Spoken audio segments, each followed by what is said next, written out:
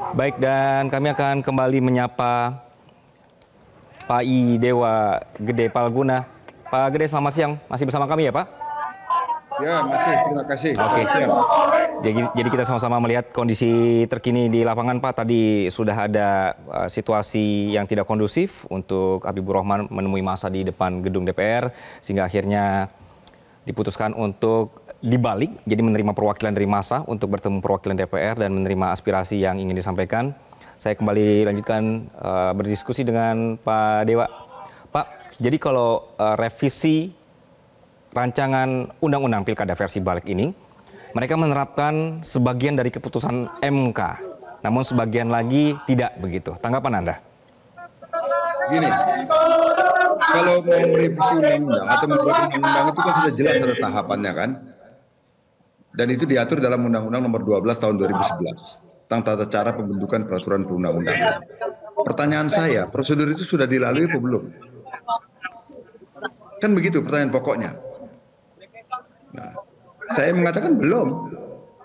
Misalnya apa alasan untuk melakukan revisi misalnya? Ada naskah akademiknya yang mereka mengatakan karena itu sudah lama gitu. Ini bukan karena putusan MK, itulah ngeles macam-macam begitu kan? Seharusnya prosedurnya seperti apa, Pak? MK ini gitu. Tapi karena sudah lama katanya itu. Nah, kalau lama berarti ada naskah akademiknya dong, tunjukkan. Nah, kalau sudah ada naskah akademiknya, sudah ada partisipasi bermakna dari publik apa belum? Meaningful participation dari masyarakat sudah ada apa belum? Itu perintah putusan Mahkamah Konstitusi juga. Sudah dilakukan apa belum?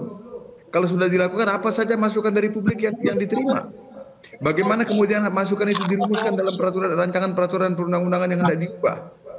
Kemudian uji publiknya sebatas apa yang sudah dilakukan? Kita belum tahu sama sekali.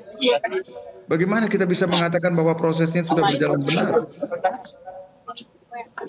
Itu loh. Oke. Jadi tidak bisa langsung sekonyong-konyong diubah atau diterima apapun yang oke buat mereka, begitu ya, Pak? Iyalah. Gini loh, Mas. Kita tahu ya. Saya atau kita semua tidak mungkin terlalu naif, tidak mungkin naif gitu ya. Bahwa yang namanya undang-undang itu pastilah proses akomodasi kepentingan politik kan gitu. Itu sudah pasti. Nah, entah kepentingan politik fraksi-fraksi atau partai-partai politik yang ada di DPR, kepentingan politik presiden, that's fine. Itu tidak masalah. Satu saja batasannya. Jangan membuat undang-undang yang proses maupun isinya bertentangan dengan undang-undang dasar. Itulah yang menjadi tugas Mahkamah Konstitusi untuk menjaganya. Menjaga prosesnya maupun menjaga substansinya supaya tidak bertentangan dengan undang-undang dasar. Bagaimana kalau kemudian suatu undang-undang itu bertentangan dengan undang-undang dasar? Pasal 24C mengatakan itu Mahkamah Konstitusi itu boleh menyatakan bertentangan dengan undang-undang konstitusionalitasnya.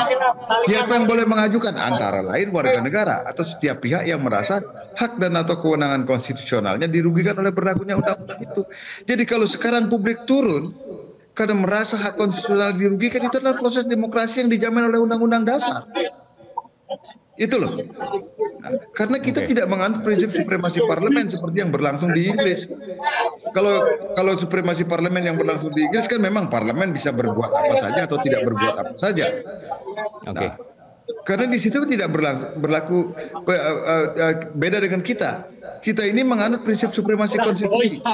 Pasal 1 ayat 2 Undang-Undang Dasar itu jelas mengatakan kedaulatan adalah di tangan rakyat dan dilaksanakan menurut Undang-Undang Dasar. Artinya Undang-Undang Dasar yang supreme. Undang-Undang Dasar itu adalah fundamental law.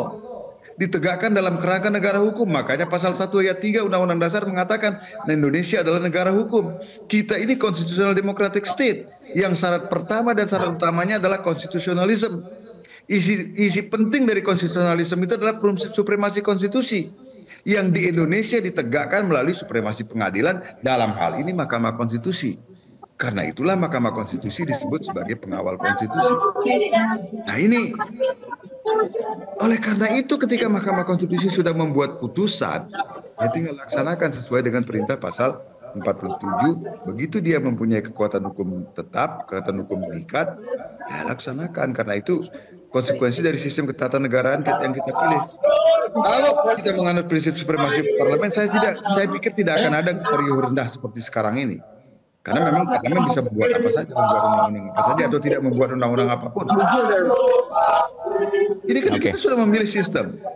Memilih sistem dengan menggunakan prinsip supremasi konstitusi berdasarkan checks and balances. Dalam konteks kita ingin membangun constitutional democratic state sebagai pesan utama yang disampaikan oleh gerakan reformasi tahun 1990. Baik. Sekarang apakah kita mau mengkhianati itu? Pertanyaan besarnya ada di sana, Mas. Oke, berarti seharusnya sudahlah ya, tidak bisa dikotak-katik lagi, sudah jelas ada konstitusinya, sudah ada aturannya, sudah ada prosedurnya, ini udahlah dipatuhi aja begitu ya. Pak Gede, tapi ditahan dulu, nanti kita akan lanjutkan diskusi kita Pak, dan pemirsa tetaplah bersama kami dalam Breaking News Metro TV. Jelajahi cara baru mendapatkan informasi. Download Metro TV Extend sekarang.